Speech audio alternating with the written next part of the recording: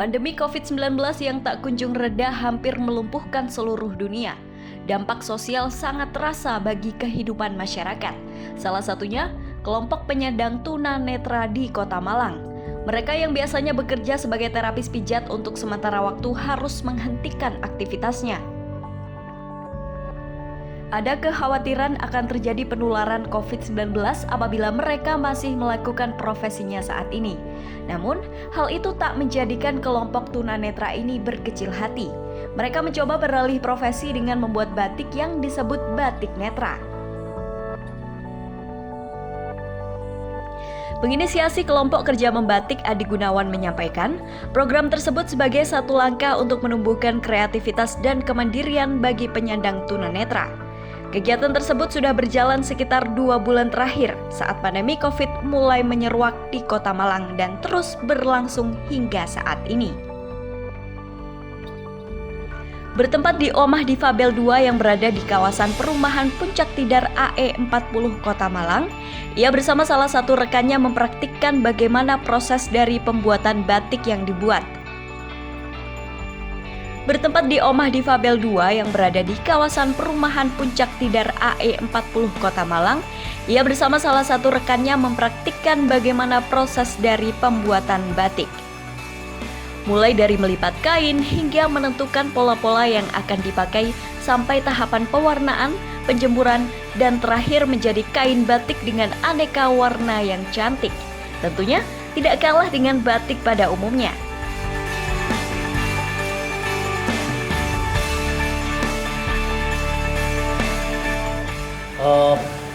Program atau pembentukan kelompok kerja membatik ini kita mulai laksanakan ini pada kurang lebih 2 bulan ini. Jadi terkait dengan pandemi COVID-19. Karena kan dengan adanya COVID-19 ini kan praktis teman-teman tunanetra tidak lagi bekerja mereka.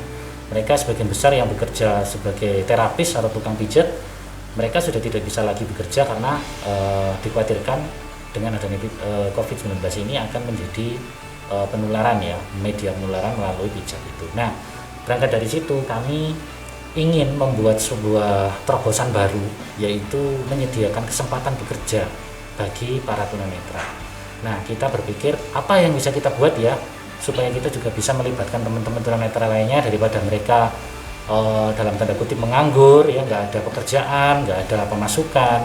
Nah, kita punya ide dari Adi Gunawan Institute untuk menciptakan kelompok kerja membatik seperti itu. Nah, 2 bulan ini kita sudah praktek, kita sudah uji coba, kita sudah produksi, dan akhirnya pada minggu lalu kami launching batik netra ini bersama dengan Lingkar Sosial Indonesia melalui kelompok Difabel 2 di tempat ini. Pendiri Adi Gunawan Institute ini menyebut, cukup panjang proses dari para penyandang tunanetra ini hingga bisa membuat hasil karya batik. Apalagi dengan kondisi sebagai penyandang tunanetra yang tidak sama dengan orang pada umumnya, karena tidak bisa mengenal informasi visual sama sekali.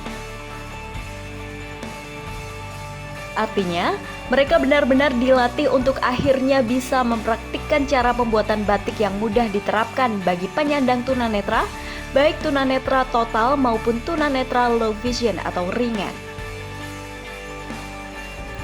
Para peserta yang telah tergabung dalam kelompok belajar membatiknya tersebut memulai dengan cara sederhana melalui kertas sebelum akhirnya diterapkan di kain yang digunakan untuk membuat batik. Ketika mereka mensimulasikan ke kain, maka harus sering dicoba dan diulang hingga dihafal semua pembentukan pola tersebut. Baru berikutnya menuju ke tahap pewarnaan, pelepasan ikatan dari pola, hingga penjemuran.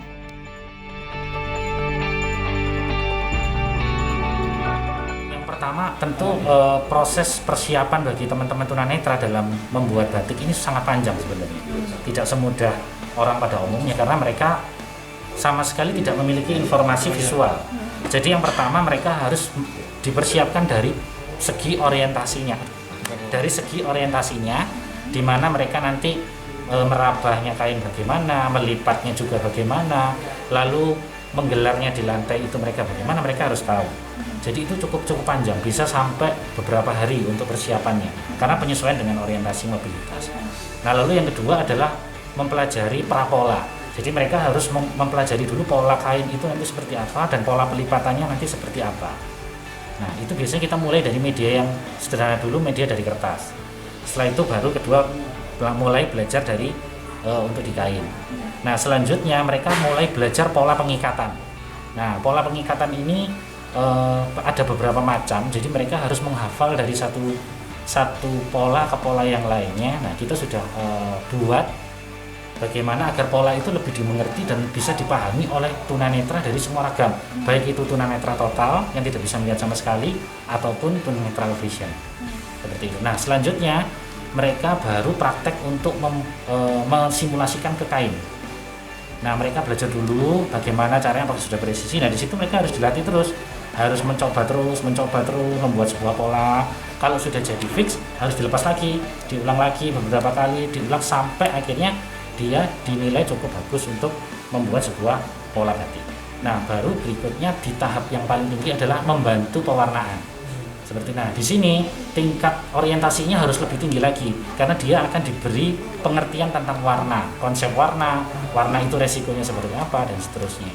Nah, lalu setelah itu mereka baru membantu dalam tahap yang lainnya yang lebih ringan seperti melepas ikatan, lalu ikut membantu membilas dan menjemur seperti itu. Untuk motif sendiri, saat ini pihaknya telah menghasilkan 5 pola dan sudah dipasarkan. Nantinya, ke depan karena respon masyarakat cukup baik akan dibuatkan pola yang lebih banyak lagi agar bisa memenuhi permintaan pasar. Sejak diluncurkan batik netra ini, ia menilai respon masyarakat cukup baik. Nantinya, ia juga berharap hal ini bisa menjadi inspirasi bagi penyandang tunanetra lainnya agar bisa terlibat dalam program tersebut. Lebih lanjut, dalam Adi Gunawan Institute sendiri tidak hanya mewadahi bagi penyandang tunanetra untuk belajar membatik, tetapi juga banyak hal kegiatan yang berkaitan dengan pendidikan.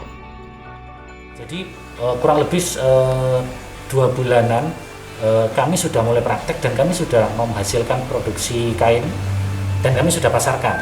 Kami sudah pasarkan melalui jaringan kami tawarkan, kami tunjukkan. Nah, respon masyarakat sangat luar biasa. Respon dari teman-teman di jaringan kami sangat luar biasa karena mereka menganggap, wah, ini terobosan baru ini untuk para tunanetra. Karena kelompok tunanetra membuat batik gitu ya, membentuk kelompok batik dan akhirnya bisa menghasilkan karya yang menurut mereka cukup unik. Nah, akhirnya mereka tertarik untuk juga ikut membelinya dan mereka bisa pakai untuk baju, untuk kebutuhan mereka seperti kain, selendang, dan kebutuhan yang lain. Jangan lupa like, share, komen, dan subscribe. Berita selengkapnya langsung kunjungi jatimtimes.com ya. Terima kasih.